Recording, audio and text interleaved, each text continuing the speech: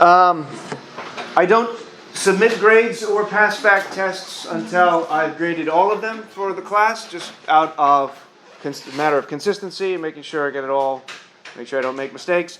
So I'll have them graded hopefully by maybe tomorrow, and you'll see the grades posted, and I'll have the tests for you to look at on Monday. Monday. What was the film mentioned in the test? There was like a film mentioned? Oh yeah. I don't remember hearing I know, and nobody reminded me of that. I'll take that in consideration in grading that question. We didn't watch that film. Yeah, but nobody... Wow, wait a minute. There was a question about a film that we didn't watch, but nobody stopped and said, hey, we didn't watch this film. Does that mean that you think you might have seen that film but forgotten it? Spring break doesn't So that's my fault. That question shouldn't have been in there because we actually didn't have time to watch that film, The Secrets of the Mind. You may have been able to answer it anyway. It had to do with phantom limbs, I think. I think that was the question. Nevertheless, don't fret. If you missed that question, I will give you, I won't take off points for that because that shouldn't have been on the test. So if you got points for it, then good for you. Again, I'll have those graded by next time. Okay.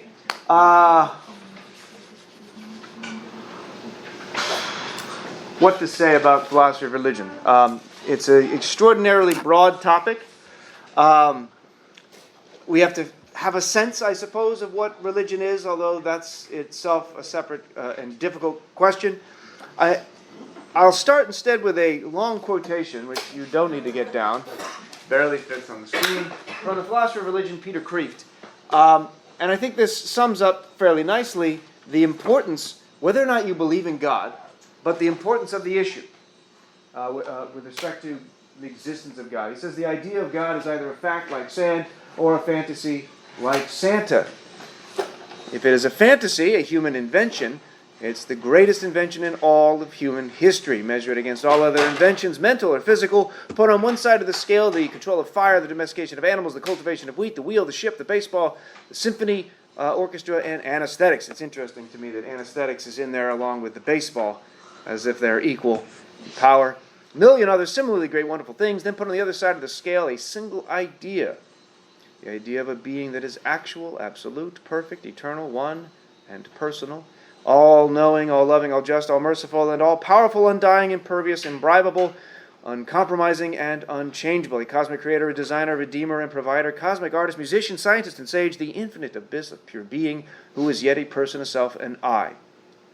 It is disputable, that is, it's arguable, debatable, whether such a being is a fact or fantasy, but it is indisputable that if it is a fantasy, it is by far the greatest fantasy in history. If it is humanity's invention, it's humanity's masterpiece. What do you think? You agree?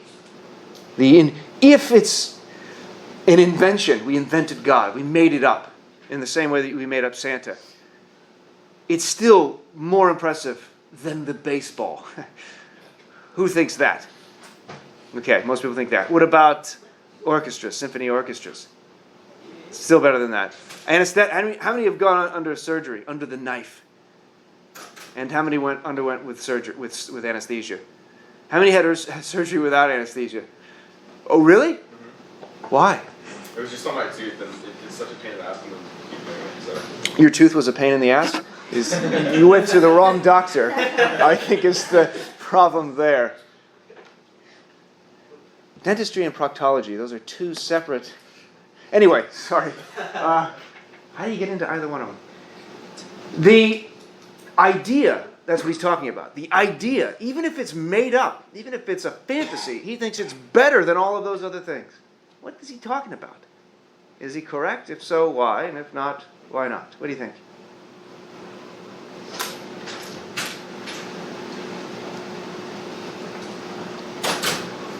Yes? I would say what he's trying to say is that God is such a famous idea that there's so much based on it.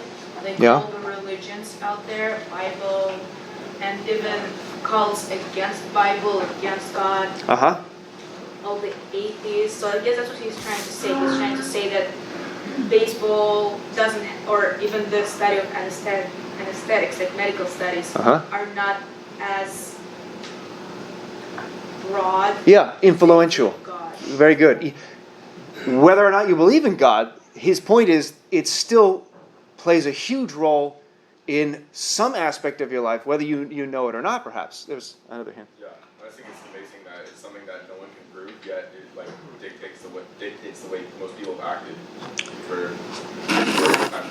Yeah, interesting. It's difficult, if not impossible, perhaps, to prove, and yet we're going to spend some time today looking at an argument that attempts to prove the existence of God, but it's so fundamental and important to one's existence for many, many people. And for some, even who are atheists, it's important to their lives as well, in that if their worldview is atheistic and it's a central part of their being, although we'll talk about whether or not that's the case, or whether or not it can be, whether or not being atheist is part of your identity in the way that being a theist is part of your identity. There's one more hand. I saw. No? So I raised this point just because I think it's important.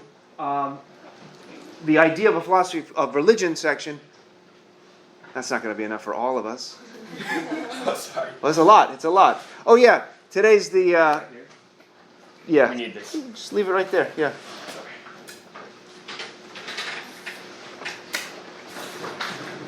It's a lot of broccoli. So they're giving away food, by the way. What's it? Hello. They're giving away food at every other Wednesday at the other side of campus. What's it called, that area? West. Well, yeah, it's West Campus. It's more specific. Well, anyway, they're all along there. You can't miss it. They every other Wednesday, the group that gives out food does it. Words. I can advocate for it too. It's Yeah, really awesome. yeah. It's really good stuff. Yeah. Pasta, rice, I mean. Whole chickens, frozen. Not today, but oftentimes they have the whole chickens to give out.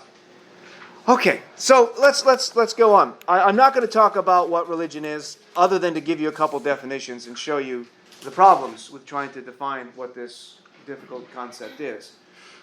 It's notoriously difficult to define, and if you take a class in world religions, you'll recognize that multiple groups get to be included as religions, and it's not obvious that they meet the dictionary definition.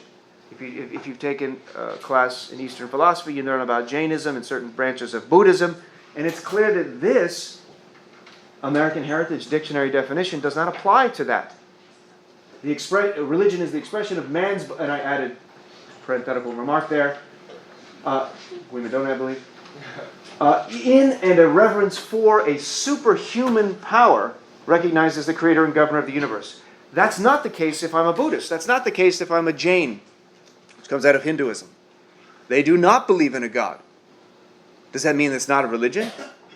If so, why is Jainism and Buddhism included in almost every single world religions textbook? It's deemed a religion according to the practitioners. So it seems that definition, as is the case with a lot of dictionary definitions, is insufficient. Sacred rites or practices, that's so vague as to include too many different things, it seems. A pursuit or interest to which someone ascribes supreme importance. I don't know what that means. I like watching, I don't know, you could come up with it. I love watching Manchester United. I don't know, just an example.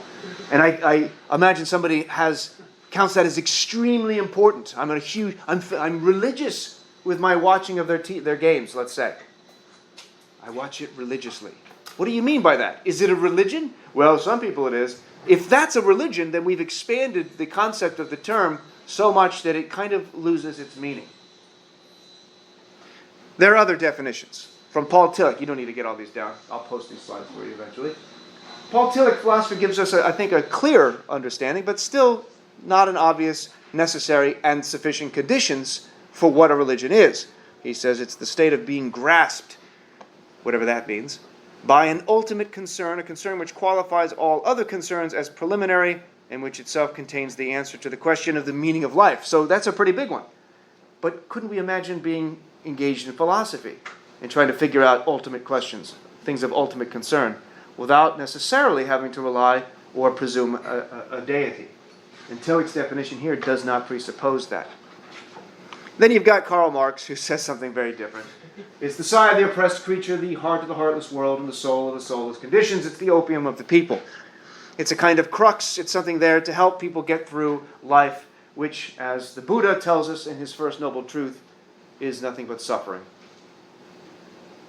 And religion is a means of addressing that. And religion is a means of confronting that and helping us get past it. All of these together don't really give us a great understanding of religion. Who gets to define what a religion is? Do I get to decide on my own that I'm part of a religion that I myself have invented? When I used to teach the world religions class, that's what I would do on the very first day. I'd get you into groups and have you invent your own religion. What are your beliefs? What is the ideal religion? Is there a God? Are there gods? Does it have a gender? Can anyone come into your religion? Are ethics part of the religion? Who determines the ethics? Is it from a divine entity? What are the kinds of rules? What are the belief systems? Who gets to be priests? Are there priests? Does anyone get to be part of it?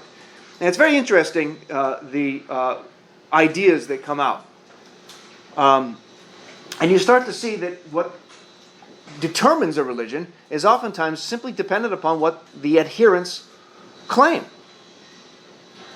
And in some cases, you can even, let's say, gain the status of being a religion if you can convince enough people that your belief system qualifies not just as a system of beliefs, because that's not enough, but a religious system of beliefs. And there's a good reason for doing this, let's say with respect to tax purposes. If you're familiar with the idea that if you're a religion, you don't have to be taxed, you won't get taxed on your property. That makes sense. But the Church of Scientology, have you heard of Scientology? They currently, as far as I know, have the status of being a religion, and therefore they're tax exempt. Except in Germany. Yes, not everywhere. In the United States, specifically, where there's rules against church, there's the rules about church-state separation, all right, and it's understandable that you don't tax churches largely because of that, among other reasons.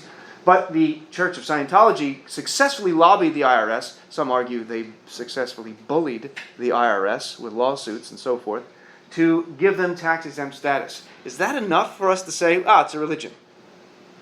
Are they dealing with some of the same questions that Marx addresses, that Paul Tillich addresses? Perhaps. It's not obvious to us. It's not a simple matter of what counts as a religion, and that's why some argue for not a definition of religion that has necessary and sufficient conditions, just that we can easily categorize it. But what Wittgenstein, who we've looked at before, advocates for something like a family resemblance. Buddhism has similar qualities to Christianity, even though they're not identical. Think of it in terms of how you define a game. Chess is a game, but so is soccer. How the hell are those two in the same category? Solitaire is a game.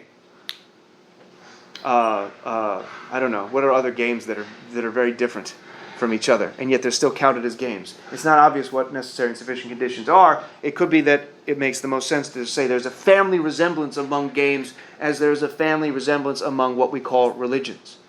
You are similar to your mom, but not identical to. You have parts of you that are similar to your mom, parts of you that are similar to your dad, and so forth. You have a family resemblance.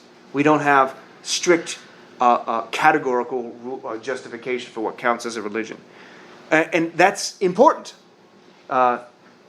Since this is now a section called Philosophy of Religion, it's important that we know, at least to an extent, what it is that we're studying. Previous slides try to give a very ballpark picture of what that is. Now, what is the philosophy of religion?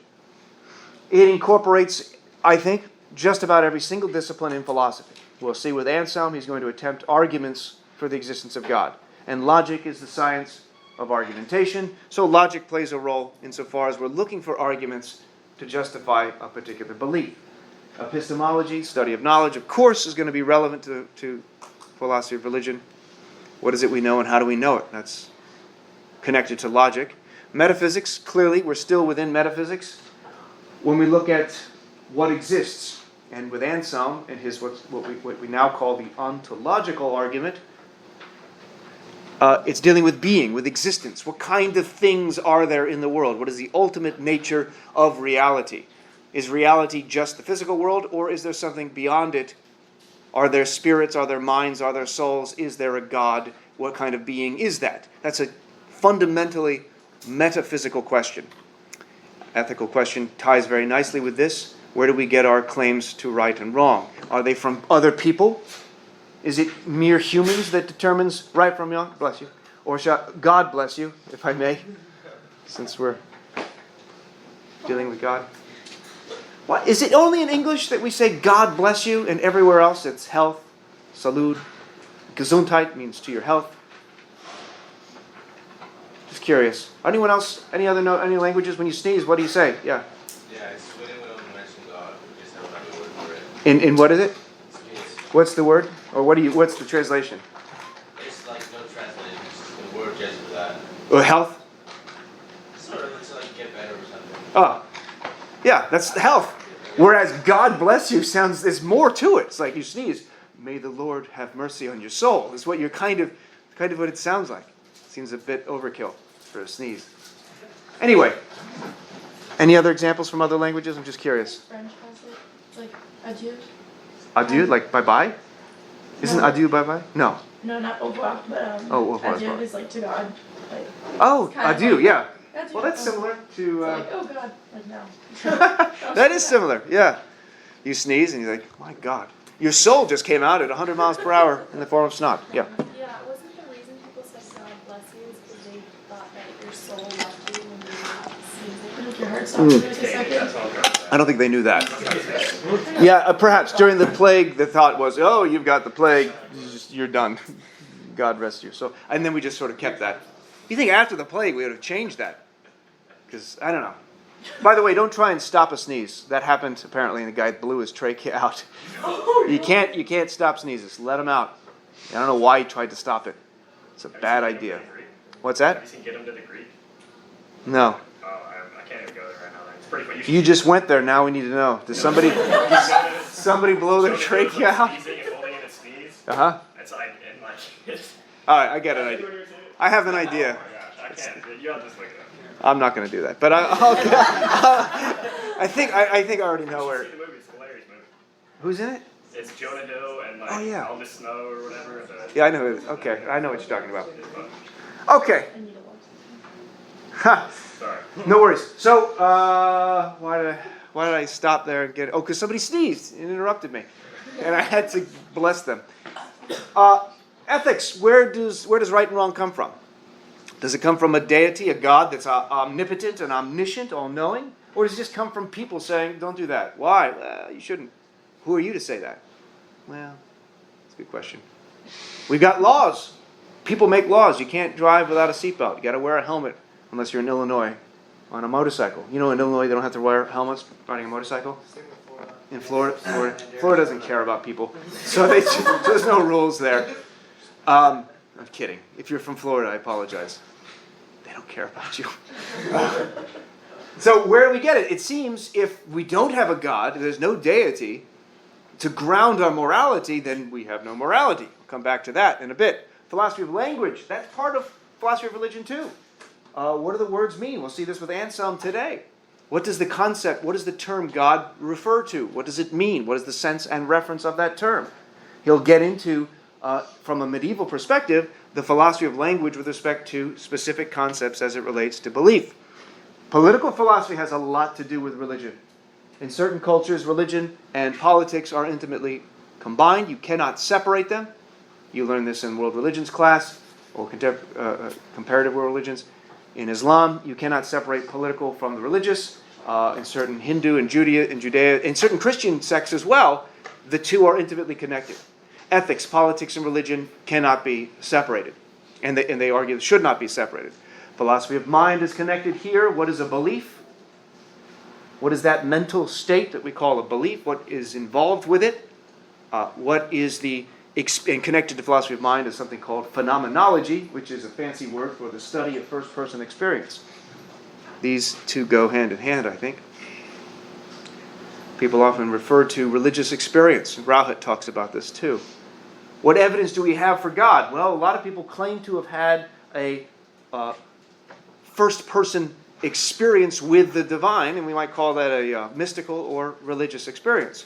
It's illuminative. It's to those who experienced it, that truth, that it happened and that they experienced the divine or something like that, is more obviously true to them than that there's a table in front of them. It's a sacred experience that is, so to speak, standing above the mundane. This is a mundane experience right here mundane in contrast to sacred. It's not mundane in the sense that it's lame, because it's not. It's awesome, right? It's not sacred. That would be weird if we said this class is sacred. There's a distinction, at least according to most Western traditions. That's not necessarily the case with many indigenous populations that see no distinction between the sacred, the divine, and the mundane. Everything is intertwined. Everything is divine. Existentialism, we'll talk a little bit about that in the coming weeks. It's a view that arises, mostly it's given the name existentialism around the 20th century, but you see it also in the works of people like Blaise Pascal from the 1700s, but you see it also, 1600s, you see it also in Dostoevsky and Kierkegaard. We'll see Dostoevsky in a bit. And it has to do with fundamentally human choice and responsibility and for one's existence, for what and who one becomes, for what your purpose is. We'll speak a lot about that. In fact, next semester, when you're all taking in the spring, or excuse me, in the fall, the history of philosophy, the contemporary philosophy class, I'll remind you of this again later. I hope to have a syllabus prepared by the end of this semester for that class. We spend a lot of time on existentialism. So if you're interested in that, you'll want to take that class. But we'll do other things as well.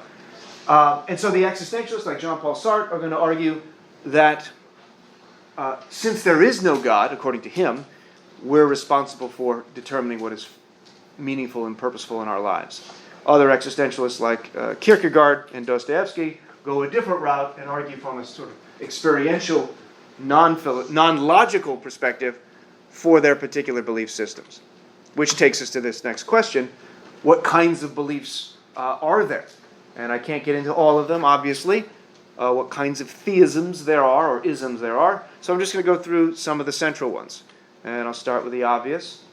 Polytheism, which means what? Many gods. That you believe in many gods. That's correct. Polytheism.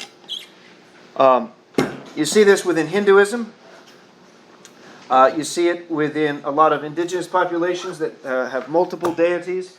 You see it, in fact, where the divine is, let's say, in Hinduism in particular, there's upwards of, 350 million different gods, depending upon how they're parsed. Some argue there's really only one, and they're all just different manifestations of that same one. But polytheism is a very common view around the time of Abraham and Moses in the Western tradition. Henotheism is like polytheism. It's just that the believer allows for there being multiple gods, but chooses to worship only one. Henotheism, there are multiple gods, but I pick this one. This one's the best. And Karen Armstrong, who's a theologian, philosopher, has a book called The History of God. Awful. And in that she gives a description of the development of religious belief, in particular about God, and she argues it as it's a development, as if we're moving from this primitive polytheism to henotheism to other kinds of isms like pantheism, eventually to monotheism, which takes a long time to get to. And that's somewhat of a dubious claim that we've progressed toward monotheism, but that's part of her thesis. And in it, she makes an interesting case about Abraham and Moses. Namely, let's hold off on that. Namely, that they're henotheists, not monotheists, which is upsetting to a lot of conservatives who see Judaism and Christianity and Islam all branching out of the Abrahamic faith. The presumption is, yeah, of course they're monotheistic. There's one God. And yet we find Abraham, according to Armstrong's research and biblical interpretations, Abraham seems to worship multiple gods. depending upon where he was. He ultimately has a covenant with Yahweh, but it's not clear that Abraham denied the existence of other gods. He worshipped Baal, he worshipped El, he worshipped these other tribal or geographical gods, such that in this area you worship this god. For rain or for war or for agriculture, you worship these different gods. And in fact, Moses too. What's the first commandment? The very first one. Who can name all 10 commandments?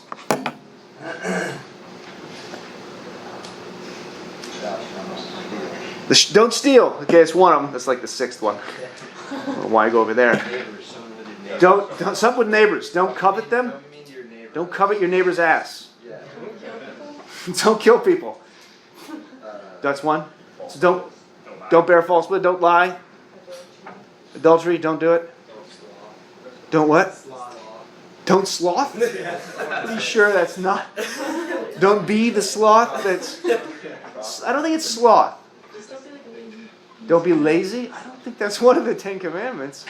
One of the 7 sins. Yeah, that's different. What is the first though? The first commandment. Oh no. Yes. Yeah, thou shalt have or worship no other God before me. That's one of the translations. And Armstrong argues, aha, that's what Moses said. But notice one interpretation of that is, don't worship these other gods. Remember the golden calf, that idol? Don't worship these idols. Don't worship these things, these other gods. Now there's debates about whether that's what Moses meant, but it seems to imply there are other gods, but I choose to worship this one, and you should too, or something like that. So that's not monotheism. Then there's pantheism, and I give you an image of that. What does pan mean? All. That's right. So the cosmos, or all that there is equal to God. All in God, or all is God. Can you all see this? This marker is the only one I've got here. That's pantheism. Everything is God, and God is everything. Now this is a problem if I'm like Anselm and think that God is the creator of everything. Why is it a problem, logically, to be a pantheist if you think God's the creator of everything? He's the creator of everything. He can't be created because he wasn't created. If he's everything, he can't create himself. That's right. How can you create yourself? How can you make yourself? Contrary to what Incubus will sing at us. You can't make yourself, because that implies you're an effect and a cause. Right? How can I be the cause of myself? I have to first exist before I can bring myself. That doesn't make any sense. And this is a problem if God is just everything. Everything is divine.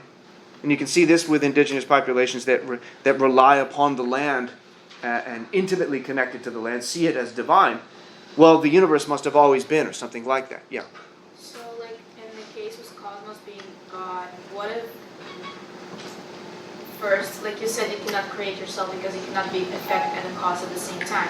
But what if the cause there was a mind in a way? If like we think that mind and body are separate things, then what if there was mind and then somehow mind built its physical form? Somehow that's a lot of work needs to happen. But notice the way you phrased it is the same problem. The mind-body problem is now just the God-cosmos problem. And the next one is cosmos, meaning order or all, universe, everything in it. Here, with something called panentheism, I don't know if that is clear to you, this is a view that has similarities to pantheism, but it's all in God. So the cosmos is all part of the divine, but the divine is transcendent. Causes the cosmos. We have that possibility here. But it raises the questions that you just had and the questions we saw with the mind-body debate. How does something not physical, and we'll see Anselm and other historical traditional views of God is that God is not physical, for the similar reasons that we don't want our souls to be physical, because then it's subject to decay, subject to change, subject to weakness, and so on. How can then a non-corporeal thing bring about a physical world? Yeah. With a pantheistic view, though, do do you have to assume that God created everything? He could be Well, everything, no. but doesn't mean he created it all. They could be what? Do you have to assume he created everything? Because then it could work out that he is everything, not necessarily if he created it. I mean, like, someone may have created God, something may have created God, and God is everything, but that doesn't mean that God created everything. So that it... Correct. But once you've said something created God, you want to know what that something is. Yeah, but that would still follow the pantheistic because it would still be a God. Yeah, exactly. It would be a God, but from, as we'll see with Anselm, not a God worthy of worship. I want the God that made God. That's the God I want to worship. That would be the way of putting it. But you're right. As a pantheist, I don't have to assume that there was a creation. I can assume the universe has always been, and the universe is divine, and it's a necessary thing, so to speak. We'll come back to that. That's a good point. Did you have a question? I was gonna say is like the God and like the cosmos kind of like the mind body issue where like if he is not like us, then how does he interact with us? If he doesn't respond to time and space and we do, Yes. how does he interact with us? Another problem. That's like the mind body problem though. If you believe that your mind is distinct from the body and he is distinct from us, then how do we interact? It's actually a view that leads to fideism.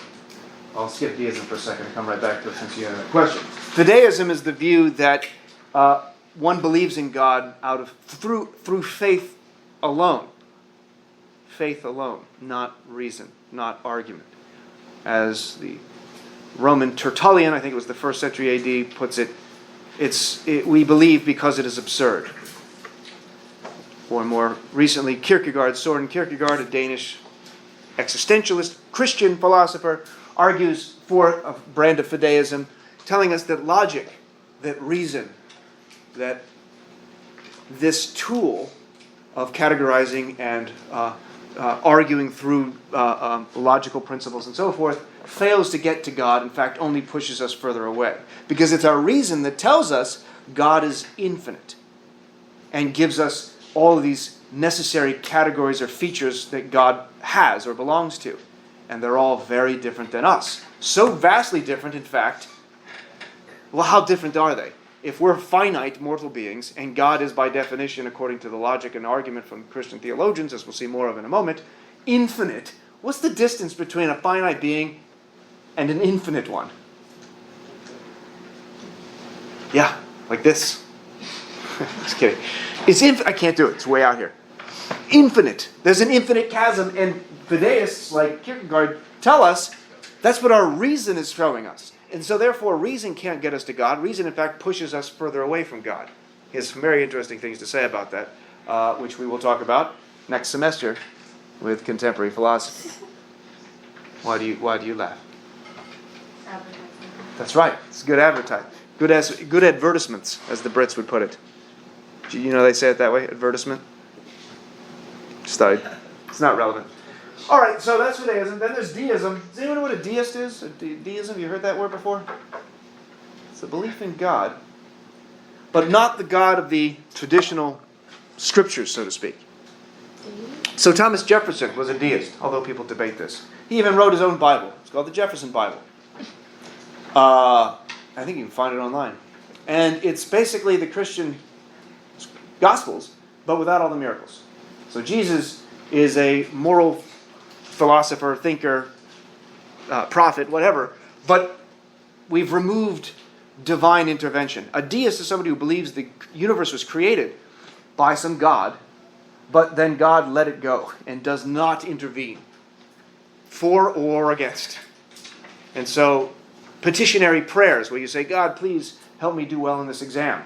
Well, you're wasting your time with that, according to the deists, because God is not intervening. And there's a benefit to that view too, as we'll see when we get to the problem of evil. On the deistic view, God created everything, and yet there's horrible, horrible suffering. How can that be? Well, because God's not really interested, no longer intervening. There's no miracles. And if there were miracles, according to the deists, then we'd have to say, well, God chose to intervene to help these people, but not these. And then it becomes odd and arbitrary and difficult to explain. When people talk about God, they talk about like the greatest being ever, but that doesn't necessarily mean he's man. Is that like a debate? He's or man? Is that The gender, you mean? just What? like a human, because it seems that that's almost like a category mistake to assume something of his power could be considered human God if bless we you. are human. Yeah, there. How can we be the same thing? Because of Well, we- Leibniz's law, if we Ah. don't have the same characteristics, how are we the same thing? He We're not can't the be same man. thing. And we'll look at this with Anselm and Aquinas. Anselm especially when we look at the attributes of God. In an effort to define what God is, we have to say things like, what is God? Is God good? Yes. Of course. But how good? Really good. That's it? I mean, if I'm going to worship this, that's what you have in the back of your mind when we talk about God. Are the features in question that we're talking about, whatever they may be, are they features or characteristics of a being that would be worthy of your worship? And I don't mean, I really like you, I adore you. No, I mean worship. Worship that gives you a sense of awe. The kind of, we use the word awesome for everything now. We misuse it from its original intent, its original use. When Moses saw God, it was awesome in the sense, well, yeah, that's the meaning of it. It struck awe. Fear, trembling, but amazement. And, probably Moses, no offense, but he probably shit himself. That's what they mean by awe. It doesn't mean, oh, that's incredible. That's, this pen is awesome. That's a misuse of the original intent of that. And so, when you're talking about God, you're talking about a being worthy of our worship. What would that entail? And if we just say, well, it's like a human, but much better than any other human, it's not clear that that's worthy of worship. Because then you're just talking about a superhero. And are superheroes worthy of worship? I think you've seen enough movies about superheroes to show that they're not worthy of our worship. Well, if there's something like a creator, could you still argue that they are still not worth worship as well, even though they were I'm sorry, I didn't hear that. They're not worth... not worth worshiping? Like, Even if there is a creator. even if they are a creator, they were what created us. Couldn't you still argue whether they're even worth worshiping? Yes, that's what David Hume will do in his dialogues concerning natural religion. He'll look at the effects of this creator. Say, really? We're going to worship the dude that made this? That made Ebola? What are we doing with... Why am I worshiping the Ebola maker? I'm sorry, that's not how he put it, but you get the... We'll get to that next week. All right, and then there's monotheism. Oh, by the way, there's debates today still. People often say, we need to get back to the faith and beliefs of our founding fathers. Well, which founding fathers? Because Jefferson was a deist, and that's not the same kind of idea I think most, at least Judeo-Christians, accept today, of a non-miraculous, non-intervening God.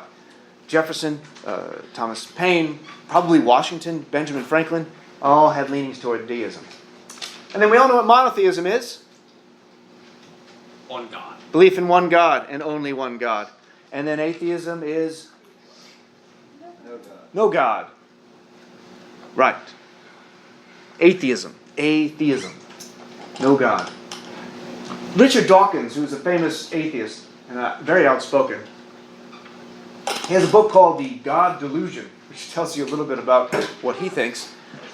He oftentimes goes around on speaking tours, and in almost every conference, he remarks, somebody comes up to him and asks, how is it that you can be an atheist? I can't even imagine what it is like to not believe in God. To which he says, yes, you can. You know exactly what it's like to be an atheist. I just go one God further than you. Do you see what he means? What does he mean? That by choosing one God, you're being an atheist to all the other religions. Exactly. If I'm a monotheist, that means I believe in only one God.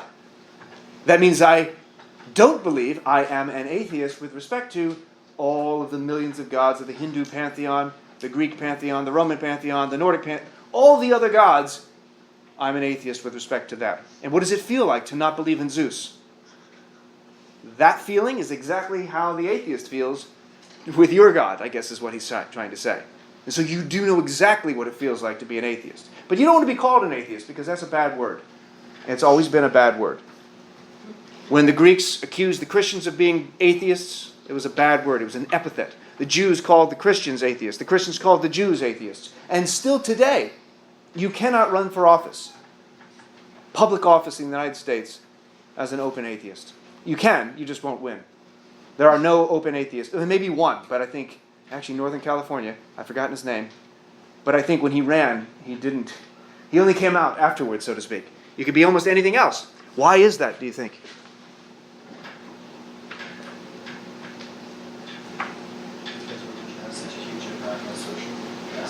Go back to the Peter Kreeft quotation, right? It has enormous impacts. And one of the views, which transitions us into the next topic, which is the ethics, one of the views from theists is that if you lack a belief in God, you lack a grounding for morality, as we'll see.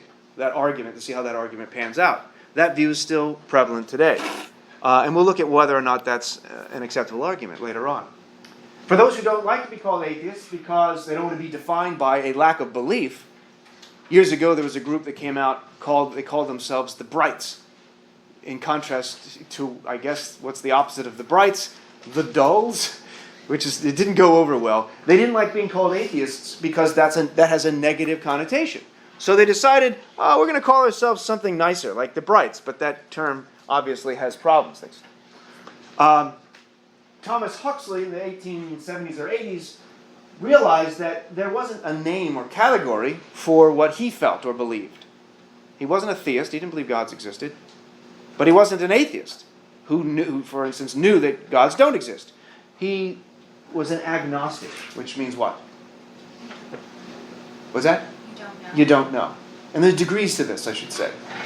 It comes from gnosis, meaning knowledge. There was an ancient Christian sect called the Gnostics, and in fact, recently, within the last century, something called the Gnostic Gospels were found. These were a heretical group of Christians, at least they're deemed heretical now, who claimed to have special knowledge of Christ. Gnosticism meaning knowledge. The Gnostic Gospels, there's I believe the Gospel of Mary, the Gospel of Judas, Thomas, those are Gnostic Gospels, I think, have a very different worldview, a very different story than the canonical Christian Matthew, Mark, Luke, and John Gospels. Very different story. It's fascinating. But anyway, Huxley comes along and says, I need to coin a new term. I don't know. Somebody asks me, does God exist? If I'm a theist, I say yes. If I'm an atheist, I say no. If I'm an agnostic, I could either say, I don't know, but I'm open to evidence. That's one type of agnosticism. Or, on the other end of the extreme, is something like, I don't know whether God exists, and neither do you. And in fact, no one does. It's impossible to know that. We're completely ignorant of it. We will never know. Then there's non-theism, which is basically the idea, it's not clear where that is. It's a nondescript, right? Do you have a religion? No. Are you an atheist? No. Are you a theist? No. You're just a non-theist. It's not really descriptive. But some people prefer that phrase.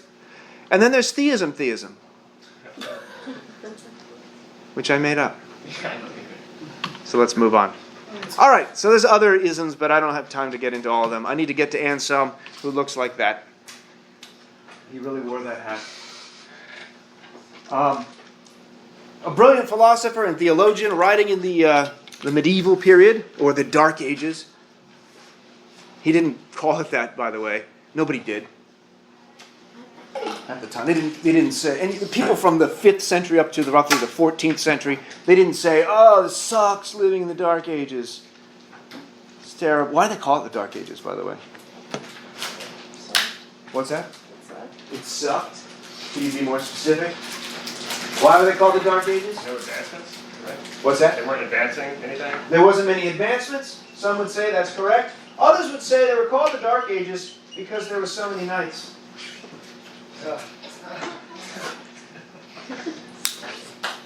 Yeah, you can cheer that. Yeah.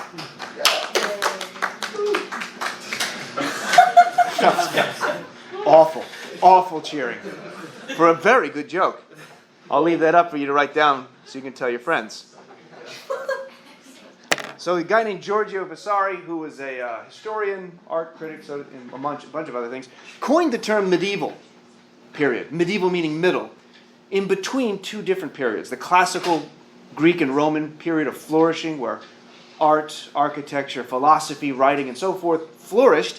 And then the Dark Ages hit, when the Visigoths and the Huns and the barbarian Vandals destroyed much of Western civilization, destroyed Rome, destroyed libraries, destroying Greek philosophy, such that it was lost, almost everything except for a couple works by Plato, in particular his religious works, the Timaeus, that was maintained, which is significant.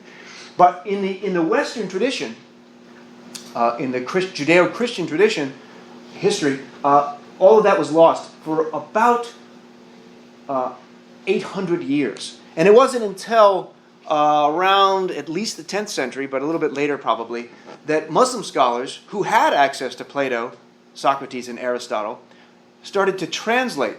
And the work, and by the way, the time at this period where it was the Dark Ages in the West, it was a time of flourishing for Muslim philosophy and Islamic society generally. But they were able to translate the works of the Greek philosophers into Latin, which was the language of the intelligentsia that everyone spoke if you were into that, if you were educated. And most people were not during the medieval period. Most people could not read. And those who could were mostly priests, which means the book that was read most of the time was, of course, the Bible. Until the works of Aristotle in particular, but of Plato as well, were translated from Arabic into Latin. And when the Western theologians got access to this Greek philosophy, they could not ignore it. And what you end up having now, and from this period forward in Western philosophy, to put in the broadest terms, up until the 20th century, is an attempt to meld Greek philosophy, Greek logic, Greek argumentation with Christian, Judaic, and Islamic theology. How can I make sense of the world, meaning, purpose, ethics, and belief in a God that's all loving, that has all the features that we saw with Peter Kreeft's quotation, but back it up with argumentation and reason. And the goal is to try to meld those together. And that's what we have with Anselm. Even though Anselm, let me first preface this, Anselm is giving us an argument, but it's in the form of a prayer to God. So that I don't know that you knew that going in. I should have mentioned that. Anselm is praying to God, and in the prayer to God, he's giving an argument that God exists, which is kind of odd. Imagine getting a love letter, and in the love letter, the lover says, and here's an argument for your existence. I want to prove to you that you're not an imaginary entity.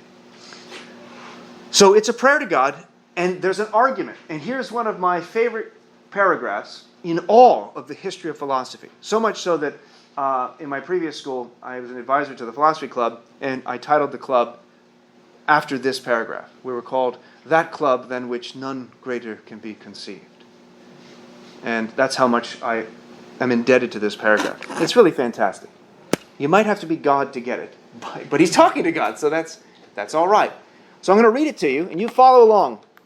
It's hard. It's hard just to follow along, much less read it. So pay attention. And we already know we're in trouble with the title of the chapter from which this comes, That God Cannot Be Thought Not to Exist. All right? If anything, make this a lesson of how not to write. Don't ever write anything like this. Ever. Unless it's for fun. So here it is. And certainly this being so truly exists, that it cannot be even thought not to exist. For something can be thought to exist that cannot be thought not to exist. And this is greater than that which can be thought not to exist. Hence, if that than which a greater cannot be thought can be thought not to exist, then that than which a greater cannot be thought is not the same as that than which a greater cannot be thought, which is absurd.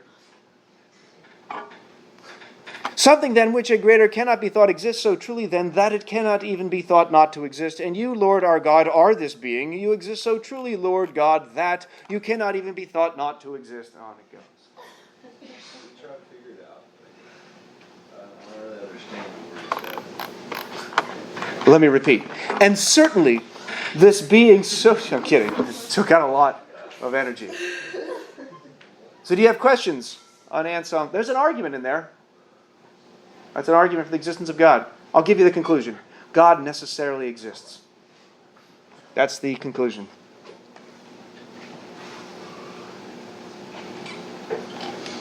Yes?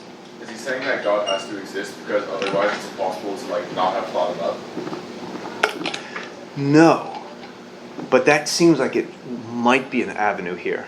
That's something that Descartes, with his own version of he has his own version of the ontological argument, which is a lot clearer than this, because he's writing to us, humans, not God. But he doesn't quite say that either. So that's not Anselm's, the crux of the argument. Not quite. Yeah? Is he kind of saying it's like that cat, where it's like, if you can think of something that exists and does not exist, it is already greater than what you thought, so... What is, with a cat? What a cat? The cat, like, it's alive and not. Oh, Schrodinger's cat. Yeah, that one. And, Well, it's kind of like saying, like, well, if you can think it to not exist, then that is greater Oh. than the thing. With that, yes. Yes. But that's different than Schrodinger's cat. That's But a it's different kind of thing. like having that category of it already has added on to what it is, so it is greater, and therefore that's, like, not possible. It's kind of just not like adding on quite. to the argument already there, Well, what is the argument already there? that if you can think that it exists in your mind alone, then it exists in reality. But why? So, Why is that true? Why does because something... you cannot think of something greater. Okay. Well, let's see. I'm going to skip through that. I assume there wouldn't have been any questions, and I would have just passed right through it, but you had some questions, so I had to slow it down a little bit. Let me first preface this, that this is an argument, although it doesn't seem like that at first. And it was Immanuel Kant, a couple hundred years later, who named it the ontological argument. Anselm doesn't name this. A lot of the terms we have, the categories we have, are things that come later. Like Giorgio Vasari, he named the medieval period. They didn't call it that when they lived. He also labeled the period in which he lived, the Renaissance, which means rebirth. Rebirth of what? Culture, philosophy, poetry, and so forth. All that stuff that was lost during the medieval period. So Vasari named that too. These things oftentimes happen after the fact to help make sense of them. So what Anselm was doing is participating in a branch of philosophy that's now called ontology, which is part of metaphysics. Onto in Greek means being. And so it's the study of being, the study of what exists. And Anselm is taking a question of being, a fundamental metaphysical issue, connecting it with our questions of language. So you see here the philosophy of language. And we can see, by example, going the other direction, that by definition, we know that a round triangle, for example, cannot exist. It can't fit into our ontology. Some people refer to it. An ontology is the category of things that you think exist. So an austere, very sparse ontology is something like a materialist, a scientific materialist who thinks only brains, neurons, physical things exist. That's a very narrow ontology that doesn't have a lot of extra things that need to be explained. We talked about that with the problems of libertarianism and potentially dualism with our metaphysical baggage, if you remember that phrase. So our ontology is our understanding or beliefs about what exists, what kinds of things exist. By definition, you cannot have a round triangle. Try to conceive of a round triangle. You're going to get a round thing or a triangular thing, but you're not going to get a round triangle. You can't do it. It's a contradiction. If we can do that with non-existent things that by necessity do not exist, can we go the other direction and say, by necessity, by the very essence and definition of this term, we get to its existence? Is there something that must exist by definition? And what do you think Anselm's answer is? Yeah. And what is that something? Of course, it is that than which none greater could be conceived. The greatest conceivable being. How does he do this? Oh, there's God. That's from a movie. Bruce Almighty, that's right. But wait a minute, this is God. Why is it Bruce Almighty? Is this... Bruce Almighty was where God had all his powers over his son. Ah, that's right. Why did he do that? I don't remember. Because he was complaining about his life. Oh, God had too much work. Yeah. Oh, no. The guy Jim Carrey had too much. No, he was complaining that God didn't do anything. That's right. Ah, okay. And then Morgan Freeman said, I'll show you. You wouldn't have thought God would have an earring. All right, so before we get into the argument, Anselm lays out a couple of unargued for points, claims. That's what a presupposition is.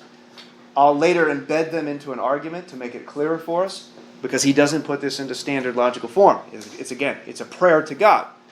And the first presupposition is just the definition of God, which you already know. That than which none greater could be conceived. That's the definition of God. And importantly, Anselm thinks even atheists understand that as the definition of God. The atheist just denies that such a being exists. But when people speak of God, the atheist, according to Anselm, knows what you're talking about. And we're all referring to the same thing, the greatest conceivable being. That than which none greater can be conceived. That's the definition. If you can conceive of something better, well then that thing is God. And you just were wrong the first time. You understand? So that's the definition. That's pretty straightforward, not problematic on the face of it. There's another presupposition. These are all interconnected. And the second one also seems obvious once we get it. But perhaps not. Something is greater if it exists in reality than if it only exists in the understanding. I'll explain that. That's not obvious. It's not clear, but once we get it, it'll seem clear. Something is greater. It's a greater thing. It has greater being. That's almost trivially true. It has greater being if it exists both in your understanding, that is, when you're thinking about it, in your head, and outside of your head in reality. Rauhut uses an example of a perfect steak or something like that. I always use the example of a Porsche. That Porsche 911, or the Carrera Porsche that's got that spoiler that just raises magically when you go over 45 miles an hour in the back of the car. You know what I'm talking about? It's a thing. It's not really magic. I'm sure it's mechanical in some fashion. But I have in my understanding, because I'm thinking about it, I have a conception of it, I have an image of that Porsche. Or Porsche. It's Porsche, my son tells me. That's a neat Porsche, son. Well, I call him son. It's Porsche, Dad. I say, oh, forgive me. Anyway, I can close my eyes and imagine all the details of this car. It exists in that way in my understanding. That's what he means. Now you ask, what would be a better Porsche? The one that exists only in my understanding? Or one that exists in my understanding and also in my driveway? Which one is a better one, which has greater being? It's clear to Anselm, the one that exists in reality, in addition to existing just in your understanding. Do you see? Now that seems trivially true. Why is that a presupposition? Well, you connect it with the final one, and you'll see that if all of these claims are accepted, then the atheist, when denying God, is guilty of a contradiction. The third presupposition, to deny the existence of something, anything, that requires having that thing in your understanding. Having a sense of the thing that you're denying. So I'm going to erase this. Everyone get the Knights joke down? Did you get a chance to write that down? The joke from earlier. Remember? You emailed it? You got it already? Good job.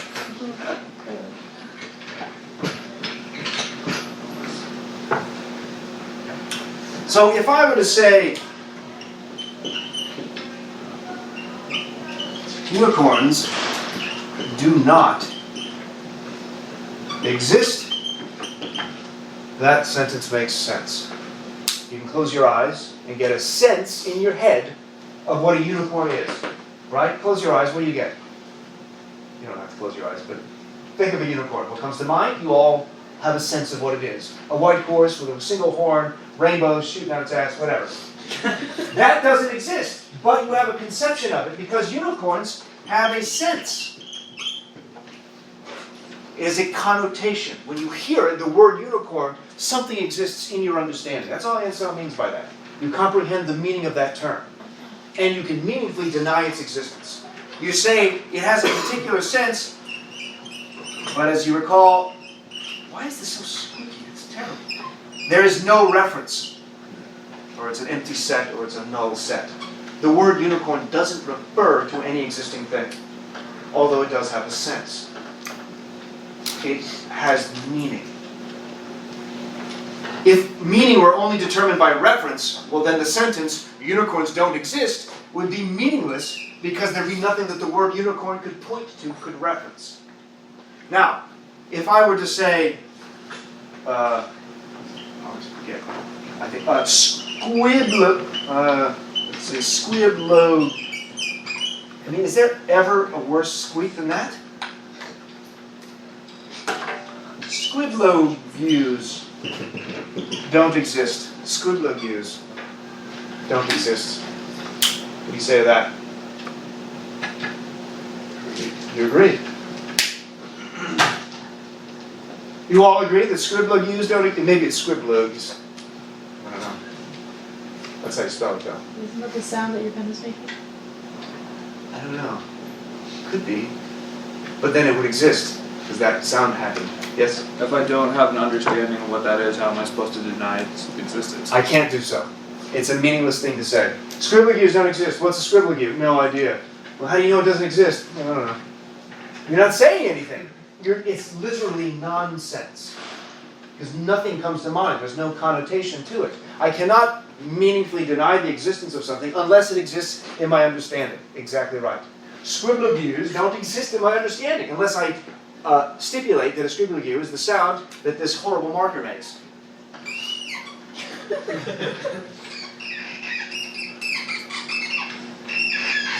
God, it's awful. This anticipates the problem of suffering, which you'll get to next week. I'll make sure I have this marker with me. And if I don't, there's no chalkboard, but I would use my finger. Do you believe that? Is that even possible? You don't hear that in the back? All right. So, how does the argument work? So that was supposed to be God. I just exaggerated the sounds. How does it work with the atheist now? Why is the atheist in trouble? Why is the atheist guilty of a contradiction when the atheist says God does not exist?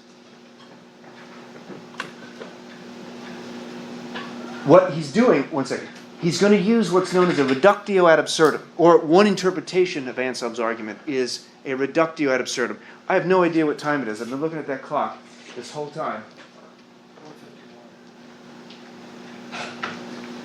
What is it? 1:51. Okay. Thanks. Where's my... I left my phone. Is that possible? All right, whatever. A reductio ad absurdum means to reduce to absurdity. So the opposing position is God does not exist. What are the logical conclusions that can be drawn from that? What implications are there from accepting the atheist position? And if it leads to a contradiction, an absurdity, hence reductio ad absurdum, reduced to absurdity, that must mean that the opposing view, the contradictory view, that God does exist, is true. If accepting the claim God does not exist leads to a contradiction, the claim God does exist must be true. The question is, how does Anselm show us that atheists engage in a contradiction when they deny the existence of God? Go ahead. Oh, no worries. What Anselm has to show is that when the atheist, or as he puts it, the fool who hath said in his heart, which is, he's borrowing from the scripture there, the fool who hath said in his heart that God does not exist, is really saying this, or something like this. The being than which none greater is possible is a being than which a greater is possible. And if you have that in your argument, which is really saying this, that God is not God, then you've engaged in a contradiction and a patent absurdity. Now, it's not obvious to us when we hear someone say, God does not exist. That's not obviously contradiction. That's not like saying, triangles have four sides. No, they don't. You're that's a four-sided triangle is an impossible entity. Either you don't know what the word triangle means, or you're just playing around. You're making a joke. Do you see? This is what Anselm is saying with respect to the atheist. I can tell my son Milo, here's what a bachelor is. And then Milo says, oh, that bachelor over there is married. And I'd say, Milo, you don't know what bachelor means. Or you're just playing a joke. Because what's the definition of a bachelor? An unmarried male of marrying age. Right? Because my son is an unmarried male. But it would be weird to call him a bachelor. We covered that already. So he's either making a joke or he's willfully or ignorantly engaged in a contradiction. How is that the case with the atheist? Now that's just a visual representation of a contradiction. It says do not enter, and then it says enter only. I don't know what to make of that. That's a sign that you can legitimately shoot with a shotgun, and I think you'd be justified in doing so. You ever see that? People have, and maybe not so much in Santa Barbara, but in Illinois, there's always street signs out in the country, all shot up by buckshot for some reason. Why? Why do people do it? Here's the argument, and there's a lot to it. And if you're content with the Rauhut version of the argument, which is on one of the pages in there, you don't need to get all this down. And I'll post these slides for you anyway. So here's a standard logical form of Anselm's argument, something he does not offer to us. And I'll give you an even clearer and simpler argument with Descartes' version next week. So the first premise. God exists in the understanding, but not in reality. That's a supposition by the atheists. Let's assume that that's the case. 2, existence in reality is greater than existence only in the understanding. We already looked at that. That was a presupposition that we're now embedding within the argument, making it a premise. An explicit premise. God's existence in reality outside of my mere understanding, well, that's conceivable. I can imagine that. Premise 4, if God did exist in reality, well, then he would be greater than he is only in the understanding. If there's a God that exists in people's minds versus a God that exists in people's minds and outside of their minds, which God's better? The second God. Right? You can imagine somebody debating that. My God's great. Really? So is mine. Oh yeah? Mine exists. Oh, damn. Good one. Guess yours is better than mine. You see, in that quick debate, the one who exists in reality is superior. It is conceivable that there be a being greater than God. Well, on the face of it, that sounds logically possible until we remember what the definition of God is. Premise 6, it is conceivable that there be a being greater than the being than which nothing greater can be conceived. What? That's a contradiction. It is false, premise 7 says. Sorry for all the words. It is false that it is conceivable, or it's not conceivable, that there be a being greater than the being than which none greater can be conceived, because that would be a contradiction, you stupid fool. That's a quote from Anselm. He actually says that. That's not my addendum. Which leads to 8. It is therefore false that God exists in the understanding, but not in reality. Which is another way of saying that God exists in reality. And that's where Anselm drops the mic. Yes? Isn't he misplacing the burden of proof on his first part of this whole thing? Or the second, I guess? Yes, second. Existence in reality is greater than existence in the understanding. Why would that be misplacing the burden? We did that with the Porsche example, or the steak example. You deny that? But you find that problematic. All that's saying is a steak is a better steak if it exists in reality than if it only exists in my understanding, because I can eat the one in reality. The one in my mind, I can only go, that seems like it would be great if it was there. That's all he means by in the understanding alone versus in reality. However, what did you say, misplacing the burden? Yeah. That may still be a problem. Okay. It's just, I don't know that it's premise Yeah, I 2. don't even think it's in the it's like the presupposition that God is a factor would be the burden of proof, right? You'd have to prove God's existence before. There's something there.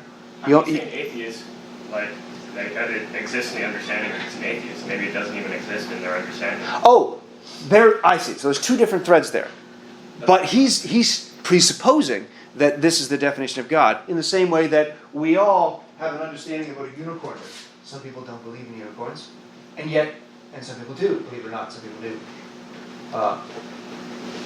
We all, however, have the same conception of what the word unicorn connotes, the sense of it.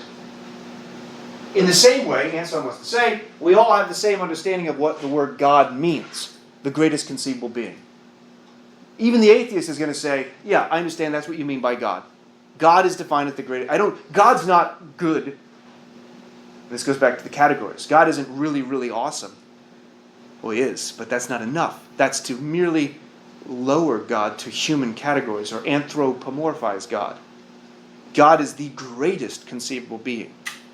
And if that's the definition, and it's true that something that exists in reality in addition to my understanding is going to be a better thing, then the atheist who says God only exists in my understanding is actually saying, I can conceive of a greater being than the greatest conceivable being, because I can conceive of a God that exists external to my mind. But the atheist is denying that such a being exists. It's very confusing. So the atheist is saying, ultimately, I can conceive of a being greater than the greatest conceivable being, which is a contradiction. Isn't that still a little bit of like the problem of interaction? If he's the greatest being, how does he exist in reality? Because wouldn't that be like a maximum if like we exist in reality and there's like a moral maximum, as they were saying before, like how can you like judge that? But if he is in, What do you mean moral maximum? It was talking about that in like the Rauhat text, like humans like has to be different, and then there was the island, like that's like not possible. But then like if God exists in reality, then how does that work with like interaction? If That's a separate problem. yeah. That doesn't disprove its existence. That shows a problem of interactionism. Yeah. And so that goes back to the mind-body problem is now transferred into the God-universe problem. Mm-hmm. And it is a problem, but I don't think it's quite the issue that Anselm has to worry with. He's got other issues. He's got other... Yes, fish. I was going to say fish. I hate slogans and cliches, so I didn't say other fish to fry. And I'm not going to. I won't use that. I won't trouble you with that. Yes? Isn't there already a problem with premise 2 anyway? Like, knife through my foot, in my mind, is not greater than an actual knife through my foot. Right, or anything that Stephen King has ever written about. It's Yeah. best that it stays in his It's not head. in reality. So Yes. they can't I think what Anselm would say, it's a very good point, it's a potential refutation, but I think it might be, Anselm would say, it's a minor point. What I mean by that is, a murderous clown from, I don't think Anselm would use this example, but from Stephen King, a murderous clown that exists only in my understanding is not as great a being as a murderous clown that actually exists in reality. The being itself. Not that, I wish that didn't exist. Okay. The being itself is a better being for itself, I guess you could say. Nevertheless, there's still a potential issue there. It has more things to it. Like if there was a list of it, it would be more Oh. of a list in existence in reality than in your mind. 'Cause That's it a- is. Yeah, it's a tough one. That gets into another complex issue that Immanuel Kant raises against this argument. But I can't get to that yet. Let me get to a simplified argument. A simplified version of the same type of reasoning. Now, let's see if it makes more sense to us. Premise 1. God, by definition, has all of the perfections. Why would you worship this being if it lacked perfection? What do we mean by that? Does God know everything? Yes. If God didn't know everything, then I could conceive of a greater being than that, namely one who did know everything and is therefore omniscient. That's what omniscience means. Is God powerful? Yes, but not just powerful, all powerful. Because if God was just powerful, I again could conceive of a greater being, namely one that's omnipotent, which means all powerful. What about good? Is God good? Pretty good. But not perfect? Because I can conceive of a better being than a Mother Teresa. Right? Is God like Mother Teresa? Yes, but way better. Way better. God would have given food and money to those people instead of just prayers, as Christopher Hitchens famously put it in his devil's advocacy against her sainthood. God is not just morally good, but morally perfect. And does God exist? Yeah. But what kind of existence? If it's merely the kind of existence that we have, which philosophers call contingent as opposed to necessary, then I can imagine a better being. A being that lacks necessary existence is not a perfect being it lacks one of the perfections. It lacks one of the perfections. Does your God exist? Yes. Has it always existed? Well, no. Well, then it's not as good as the God that has always been and will always be. Your existence is contingent as opposed to necessary. We'll talk about that again with Aquinas next week. Your existence is contingent. In other words, you're not necessary. All that means is there was a time in which you did not exist. Now you do. And there will be a time in the distant future when you again do not exist. If that's true of God, then that's not the greatest conceivable being. Notice if 1 and 2 are true, what has to be true? God exists. How? Because How does he exist? He exists necessarily. Necessarily exists. Or it's logically impossible for such a being to not exist. That's a clearer version of what Anselm was trying to tell us. To deny this conclusion, if we accept the two premises, is to engage in a contradiction. Your hands came up at the same time, but I haven't heard from you yet. Go ahead. So, is Descartes and Anselm proving that God exists, or that just atheism? Both. Oh. Wouldn't Like, they both would be true? So do they agree that there's a God? Oh yes. Or they're just saying Oh yeah. Good. This is not simply a refutation of atheism. It's to show that the atheist argument is flawed. It's in fact a positive argument for the existence of God. So would that prove like polytheism and all that stuff? No, because Then couldn't you say one God's better than another God? you could. Those would not be gods. That would be the wrong word. If God exists and God is the greatest conceivable being, then there can only be one. There cannot be two greatest conceivable beings. Because that would mean one of the gods has something that the other doesn't. So one would have to be better than the other. There can only be one God. So that means polytheism. Polytheism is out. Okay. I'm sorry, I misinterpreted the question. That's exactly right. Yeah, wouldn't Descartes have to define the perfections in order for this to be? Oh, yeah, that's a problem. And here's where you were talking about upper maximums from Rauhut. How much time do we have? I've totally lost. Class is over? What? Let's imagine that it's not. Shall we? All right, well, okay, I'm done. We'll catch up with this. Keep up with the readings. Reread Anselm, because he's a son of a bitch. I'll see you next time.